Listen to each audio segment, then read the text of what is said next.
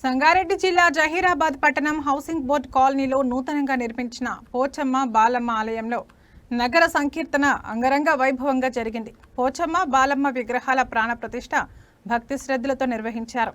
బర్ధీపూర్ ఆశ్రమ పీఠాధిపతి అవధూత గిరి మహారాజా ఆధ్వర్యంలో వేద పండితుల మంత్రాల మధ్య అమ్మవార్ల విగ్రహ ప్రతిష్టాపన జరిగింది. మహిళలు బోనాల ఊరేగింపు నిర్వహించగా పోతురాజుల విన్యాసాలు అందరినీ ఆకట్టుకున్నాయి. హరే కృష్ణ మూమెంట్ బృందం శ్రీకృష్ణ కీర్తనలు ఆలపిస్తూ ప్రజలను రంజింపచేశారు. కీర్తనలకు అనుగుణంగా నృత్యాలు చేస్తూ భక్తి పారవస్యంలో ముంచెత్తారు.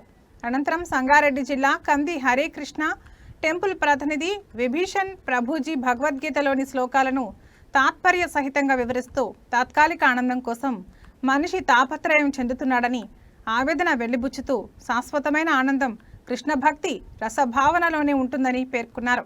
భౌతికపరమైన విషయ వాంఛను పక్కన పెట్టి ఆధ్యాత్మిక వైపు దృష్టి సారించడం ద్వారా ఆత్మ సంతృప్తి శాంతియుత వాతావరణం నెలకొంటుందని హితవు పలికారు. ఈ సందర్భంగా ఆలయ ప్రారంభోత్సవానికి విచ్చేసిన వివిధ పీఠాధిపతులు వేదాశీర్వచనాలు అందజేశారు.